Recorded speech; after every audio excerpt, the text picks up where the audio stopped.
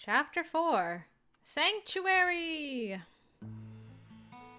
I had to scream it because of Hunchback of Notre Dame. You understand. A week or so had passed, and I settled into a routine after finding my footing among the unfamiliar ins and outs of the court. Adaptation came easier than expected, but thoughts of home and my family were never far away.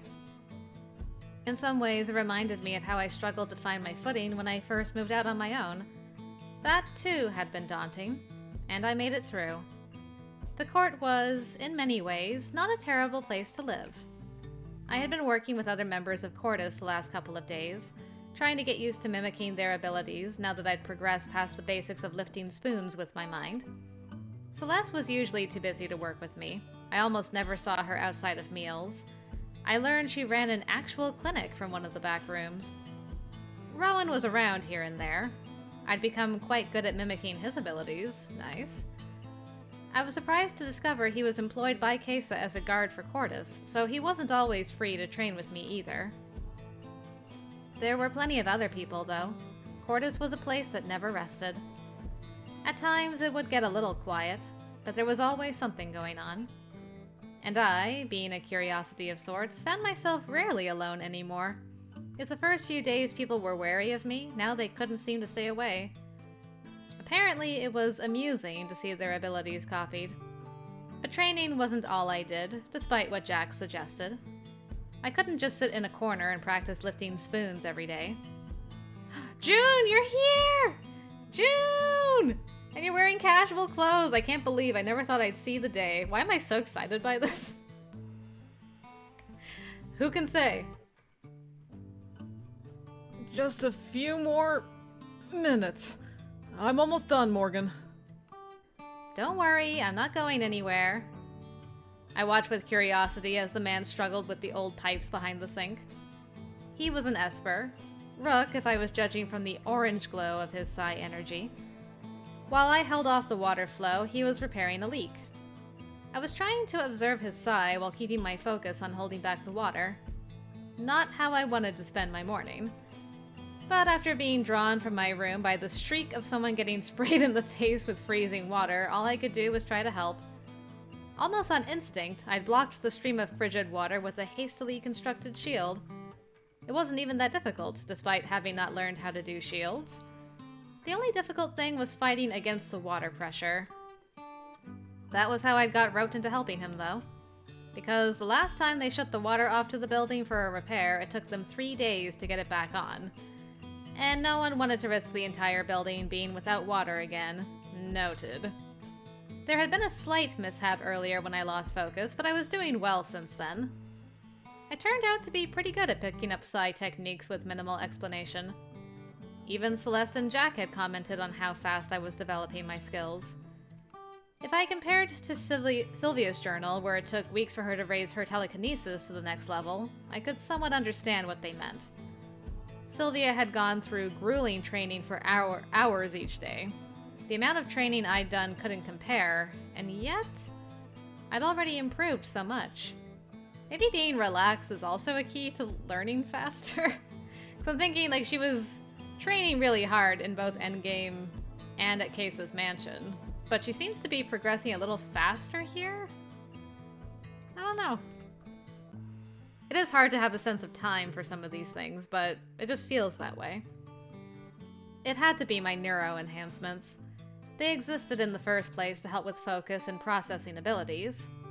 That essentially meant I was a much faster learner than normal. It was the only explanation I had, anyway. You could be the chosen one. All done. Take a break and let's see if my fix holds. With slight hesitation, I released the shield I'd been keeping in place. We both waited, listening for any indication the pipe wouldn't hold, but the fix seemed to work. He let out a grateful sigh. Oh, thanks for that. I've never done a repair like this before, but the usual guy isn't around. I didn't think water would just spray out like that. Well, that generally is how water pressure works.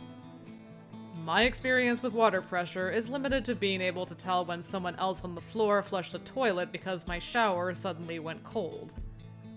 At least you've learned your lesson. And it looks like your repair is going to hold. So, I heard you've become a pro at washing dishes already, too. No more broken plates. You people will never let me live that down. I was still helping with some of the chores around Cordis to have an excuse to practice my telekinesis. One thing I learned is that I really took for granted having machines do all the hard work back in New Albion. I'd never washed dishes by hand. It made me feel so pathetic to have to admit it was a new experience. Then, even more pathetic to watch a child wash them, dry them, and put them away with their mind. My first attempt just resulted in a broken plate. Okay, 3 broken plates, and I snapped the handle off a teacup. Well,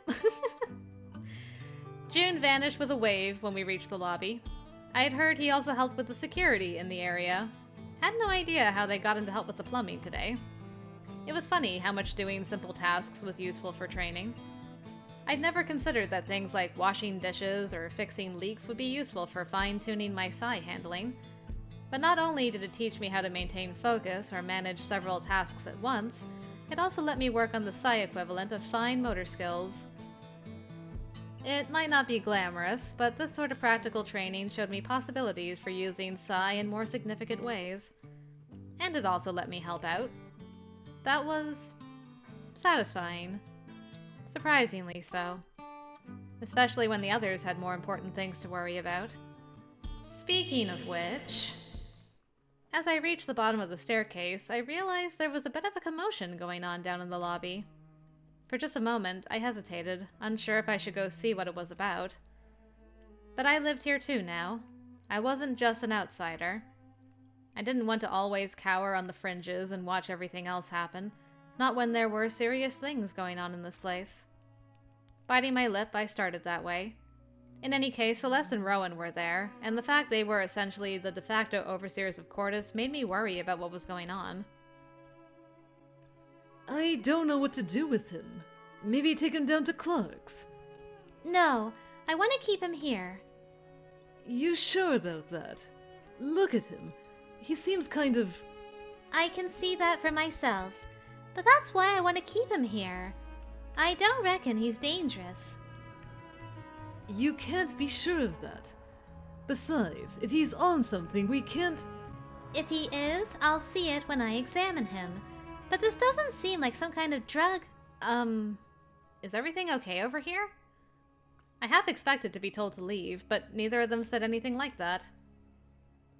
Hey, Moore. Nothing serious. Just a newcomer we're not sure about.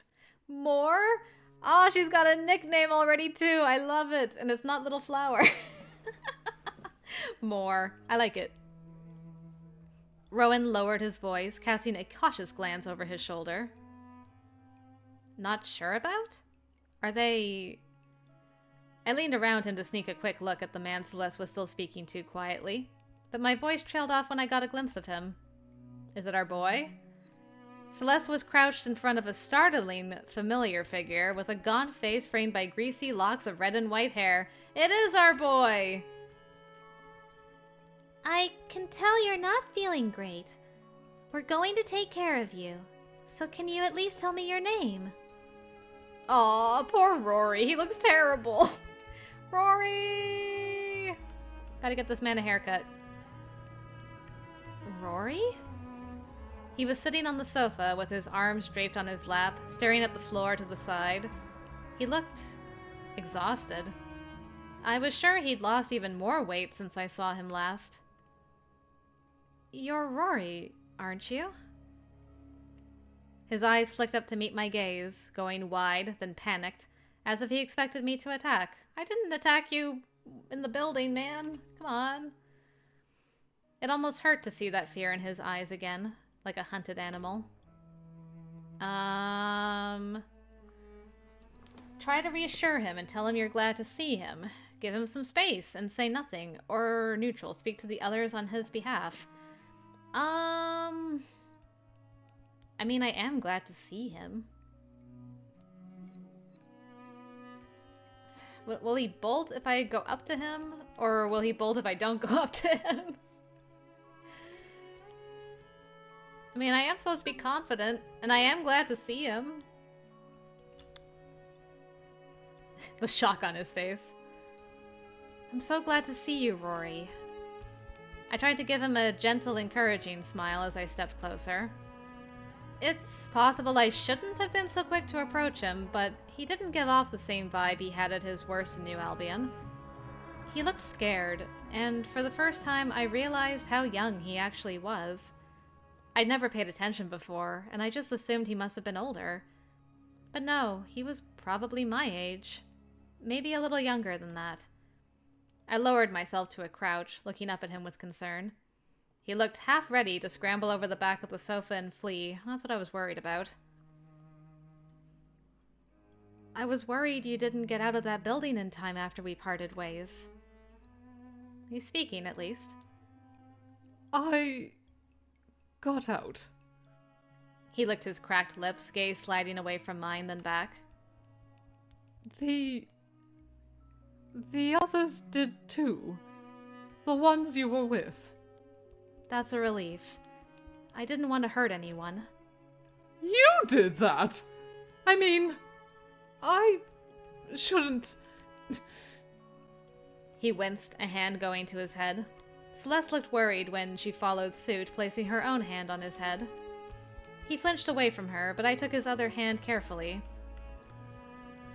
This is a friend of mine. She's a medic, a rook, like you.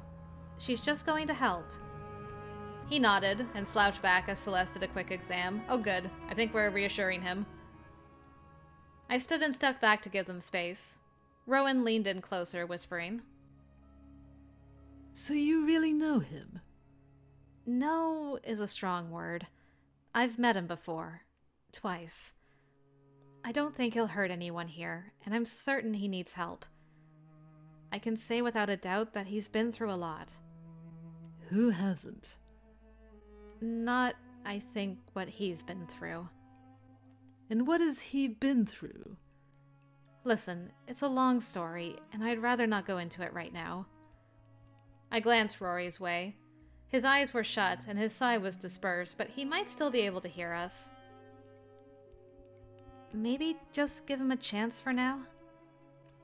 I don't just give people chances. They have to earn them. How exactly have you two met? I pulled Rowan a little further away, though it might have been pointless with Rory's inevitably enhanced hearing. Listen, Rory was in New Albion the day before Jack helped me. I don't know his entire story, but I could tell he was going through something rough. I can't understand how he ended up here. I followed you. He was struggling to sit up and look our way. I'm sorry. I wasn't trying to. I didn't want to stalk you.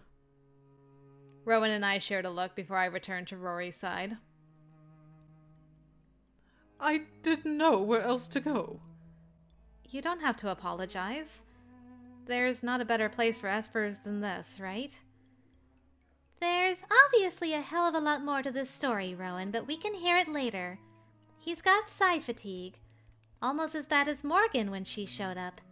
Definitely from prolonged use of psi. If I find out you came all the way here on foot... She sighed and dragged a hand through her hair. We'll get you set up in a room, get you cleaned up and treated. Otherwise, burnout is going to be a genuine concern. Rory gave me another panicked look, but when I stood, I kept a hold of his hands and helped pull him to his feet as well. If it'll make you feel better, I'll stay with you, okay? Immediate relief washed over him, and he nodded. You can use one of the rooms they cleared out the other day. It's small, but it's better than sharing. As Celeste led us away, Rowan was giving me a very intense stare. I muttered the words, "I'll explain everything later." He didn't look happy about it, but he would have to be satisfied with just that for now. I had other worries at the moment. Gotta help this boy. Celeste led us to a room very similar to mine, mostly empty but for the bed. I had little to do, so I just hovered nearby while Celeste checked him over and asked a lot of questions. He answered in single-word sentences, his quiet voice shaking through most of it. I was surprised at how gentle she was with him, especially when it came to talking about where he was from, which he didn't want to discuss. We're gonna have to discuss this one day, Rory. He kept glancing at me through the ordeal, eyes darting to my face, then around the room. Celeste stopped asking questions when she realized he wasn't prepared to answer them. As she handled that, several others were coming in and out as well. They were dropping things off at the room. A new set of clothes, towels. Someone offered to cut his hair if he wanted. Someone else brought food, which he demolished. I couldn't help but wonder how long it had been since he had a proper meal, or had slept in a proper bed. He must have been exhausted because by the time he'd had a shower and food, he was barely able to make his way to the bed before passing out. If Rowan was suspicious of him, everyone else just seemed concerned. Celeste finally left someone to watch over Rory, and we returned to the lobby where Rowan was, surprisingly, still waiting. Jack was with him as well by then. He crossed the room to us in a hurry. Morgan, what the hell's going on? Rowan says some guy you know showed up. Someone you've met as well. It was that man from the fountain the day we met. Jack's eyebrows went way up. The, shouty one? Is there another man we both saw standing in a fountain? How the hell did he end up here? I think he walked. All the way from New Albion? Probably why he has such bad psi fatigue. Morgan says he's a rook. How can you be sure of that? He's got an orange color. I looked away, feeling a little awkward. I can just tell from the way his psi looks. The three of them were staring hard. Okay, I want to hear more about that later. But for now, how is he here? It seems like he followed me. I'm not sure how. So, this guy stalked you from the other side of the planet, and you decided it was a good plan to let him stay here? It's not that simple. He was at the vivarium that day. I encountered him after I was separated from the others. He really wasn't in good shape. Something had happened to him. Something serious. By that time, his hair had already gone white, and his eyes were strange. He kept saying... I don't know. Nothing he said made sense at any point. But there was a moment where I was able to get through to him, and... he came back to himself, realized who he was, and he let me go. I think he followed me because he figured I could help him again. Isn't that what the court is for? It is. And his psi fatigue is pretty bad. Probably used psi to keep himself going long enough to get here. I repaired a lot of the damage. He wouldn't have lasted much longer alone. Despite the state he's in, he still seems better than he was in New Albion in some ways. At least he's coherent. And not talking about eyes devouring him or snakes whispering to him. What the hell? I said he was saying weird things. It's no worse than some others I've seen around here. I didn't see any sort of substances in his system, but I'm not sure I would if it's been a while. Listen, I'm going to... just lie down for a while. That was heavy, and I have a hell of a headache. Wake me up if he does anything weird. I think I'm going to go check on him right now. You, Morgan, don't go anywhere. I'm going to be right back. Okay. Aye, aye, sir. He stalked away as Celeste headed out of the lobby. Somehow I felt like I'd done something wrong speaking up for Rory. You don't know anything else about that guy? Where he's from or anything? Unfortunately not. Rory is the only one who knows the answer to that. I guess Celeste was right. He's not the worst one we've taken in here. I mean, we took you in. I'm not going to dignify that with a response. Looks like you just did. And think about how nice we've been to you. You broke our dishes and we didn't even kick you out. I helped fix a broken pipe today, anyway. I think that more than makes up for it. He burst out laughing. A queen rank, the mightiest of Espers fixing a broken pipe. Amazing. Well, he wasn't wrong. It was pretty silly. But watching him laugh sent a little knife to my gut, and my smile faded a little. And what's that face for? Nothing, really. Sometimes talking with you just reminds me of talking with one of my brothers. It makes me miss home a little and wonder how they're doing. Case's been sending messages back and forth, though, right? You should know how they're doing. It's not quite the same as being able to talk to them real time. I guess I understand. I don't talk to my siblings as much these days either. It gets lonely if you don't have someone to fill the void. I can't say that I need someone to fill the void. I'd rather just be able to see my family. Jack will be devastated. Definitely think that boy's been planning some void filling since your arrival. How dare you? Rowan. Oh man, that's nasty. Rowan, you nasty. Can't believe. Oh, I rolled my eyes heavenward. And then Jack overheard all of that. Yeah, right. Must be nice to have a family that loves you that much. Your siblings don't love you? Pfft. I raised those brats myself. Of course they do. Can't say much about our parents, though. Hell, I don't even know where those two are anymore. If they're alive. Seems like a common theme here. At least going off the number of kids at the court that didn't appear to have parents. It is. Even Jack was raised by his sister until Endgame. He stopped short and grimaced. I'm already aware of that if you're worried about revealing his secrets.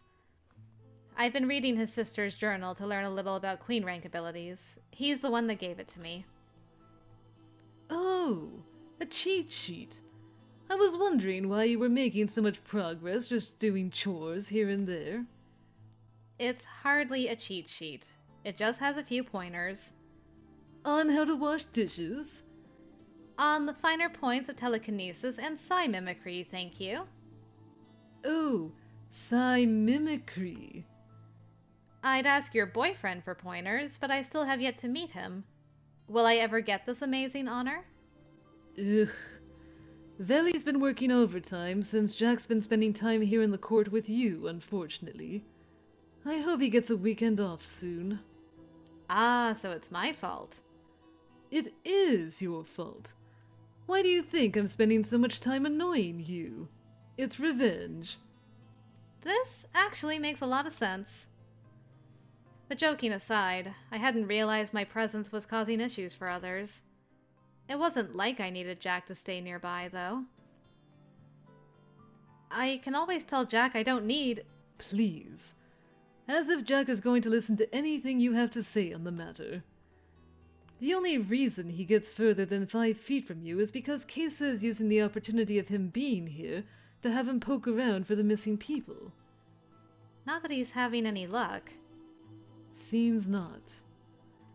Even though it felt like he was coming back later and later every day, I'd barely seen him at all yesterday, and he looked pretty tired. He'd seemed pretty tired when we were talking earlier as well. Maybe not outwardly, but I could tell he'd been utilizing his psi a lot. Maybe I should let Celeste know. She probably wouldn't be aware otherwise. Not without examining him. Then again, it felt like an invasion of privacy. Jack was making a lot of efforts to seem normal, or play it off as typical tiredness. And I would be none the wiser if I couldn't sense his psi so clearly. I was worried about him. Come on, you don't have to be that worried about it. I'm sure he'll find something out soon enough. I'm sure you're right. I hope you are, anyway.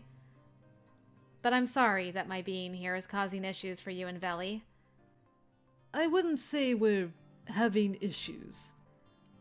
But the longer Jack stays here, the longer Veli will have to stay with Kesa. I feel bad about it. I don't think I need Jack to stay here and look after me. Morgan, you worry too much. I didn't realize I'd upset you by saying that. Just worry about yourself for now. It isn't like Veli and I don't talk every day. Though it's not winning you any favors with Veli, I won't lie. And he's not as friendly as I am. Good to know. Now I'm really looking forward to meeting him. Hopefully you'll get the chance soon. It's been a while since Kesa has come by, so I wouldn't be surprised if he visits soon. Does he come here regularly, then? Not as regularly as he'd like. He has to maintain appearances, after all. He comes as often as he can. I'm glad. I've been wanting to talk to him, too. About your family. I'm sure he'll let you contact them as soon as it's safe. Well, about that. But there are some other things, too. Just, It might be presumptuous, but I've been doing some thinking about this place. The more I help, the more I think about things that could be better. I guess you could say I have some suggestions. She's been thinking again. Rowan let out a loud, sharp laugh at that. There are a lot of problems here to fix, Morgan. Bigger problems than you can imagine. I'm sure whatever you have to say, Kesa has thought of it already. I don't know about that. And I'm aware there are big problems here. But it's easier to focus on the big problems when there are fewer small ones to worry about. And there are small things that can be done to improve life at Cordis. Maybe the neighborhood, even the district. They won't address the bigger issues, but they'll start moving forward with change. Oh? Like what kind of things? I felt a little hesitant sharing one of my ideas for the first time, but it was probably wise to get some feedback anyway. It's obvious some problems are too big to be dealt with easily, like the energy restrictions. But something like a community garden for the court? A garden? Really? You can laugh, but a reliable source of fresh produce would help in a lot of different ways. It would reduce the need for energy to synthesize foods, for one. In fact, if there was a way to implement something district-wide, it could improve energy consumption in even more ways than just that. There are so many gardens on the day side because it eases strain on life support systems if there is a bioregenerative cornerstone to rely on. That's a way bigger project. Something far beyond what I'm thinking. But something for Cordis? Kesa should have the connections to get something like that started. I think it would be beneficial for morale, too. Many people have nothing to do during the day, so something like this would give them a project to work on. A useful project. Feeling like they're contributing could help a lot of people, including the kids here. And they could learn some valuable skills that... Okay. I get it. A garden is a serious and helpful thing. You've put a lot of thought into this, haven't you? My brother is an agricultural specialist who works on Syrah, where they also deal with things like energy and supply shortages. And they have serious social problems as well. I think we've read about Syrah before. Yep. We have for sure. I guess there are some aspects of the situation here that made me think of that. So yeah, I've been giving it some thought. I can't decide if it's charming or frustrating that you're such a dreamer. He said it in his usual teasing tone, but there was an odd catch to his voice. Somehow his expression had gone serious in a way that made me think he wasn't actually teasing. What's wrong? Nothing. I was just reminded of something Veli said once. I didn't understand it at the time, but now I think I get it. What did he say? Rowan shot me a half-hearted grin as he stood. Nothing important. Anyway, it's time for me to have a look around the place, so I'll be heading off. Have fun with your dreaming, Morgan. He walked away before I could respond, leaving me wondering what that had been about. Indeed. That was a little strange. His exit was so abrupt I almost wondered if I offended him somehow. Not that I thought I'd said anything offensive. He didn't seem angry either. And Rowan had never been one to mince words. He wouldn't have hesitated to tell me if I upset him. For several minutes I sat there wondering if I should follow him, but it was probably better to let it go for now. Jack found me still sitting there a little while later. Were you waiting for me, Butterfly? How's Rory doing? Okay, I guess. Seemed to be having a nightmare or something. He was thrashing around a little. I stuck around until he calmed down. I guess nightmares aren't surprising. Maybe. Like you said, seems like he's been through something. He offered a hand to pull me to my feet. Walk? I studied him for a long moment. His psi energy was weak, dulled out.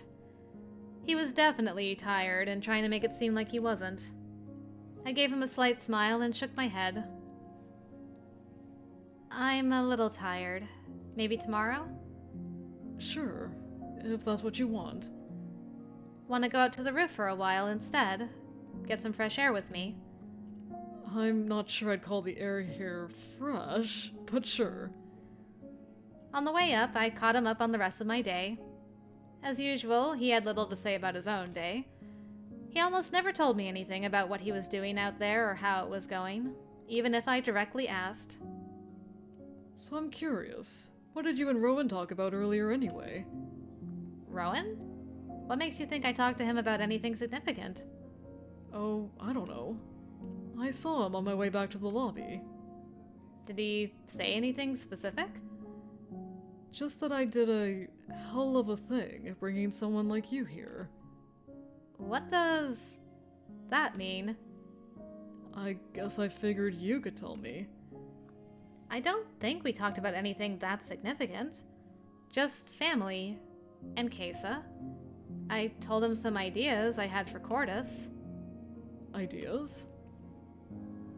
I shared the same thing I told Rowan earlier, about the garden, and a few other things I'd been thinking about a lot lately. I didn't think they were that strange. For me, it was natural to think along those lines. It was natural to try to solve problems I saw if I could think of a solution, though that was hardly a trait unique to me. I think they're not bad ideas. Kesa will probably be pleased to hear them. I guess I know what Rowan means, though. Veli used to say that Kesa didn't suit this place. He's too good for it, you know. You're the same way. You're not suited to this place. On the day side, you'd be doing great things. Here, you're just planning a garden to help stretch out limited resources. You showed up and started coming up with ways to improve things right away. Not everyone thinks like that. First, I think we should define what great means. Helping people here is also a good thing. Helping a single person is great. Helping people like Rory is great, for instance. And honestly, with the garden idea, I'm surprised someone else hasn't already thought of it. This roof is a perfect place for it. Well, I guess it's hard for a lot of us to think that way. Our heads get full of wanting to find ways to stop the corruption in the government and feeling helpless we can't. All the big problems start to overwhelm us, and we don't think about smaller, useful solutions for day-to-day life. We see how easy it is for people to fall off the map here, and we just struggle to keep everyone's head above the water. You look at things differently. I don't think there's special meaning to that. Especially not something like being too good for this place. In some ways, I'm still an outsider, so I can view this from an outside point of view. That's helpful for any problem. You're wrong about that. No one here sees you as an outsider, Morgan. It would be a shame if you still saw yourself that way.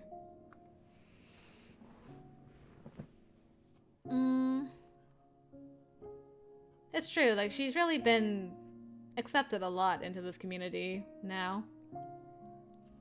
But yeah, I think she meant it, like, a different perspective.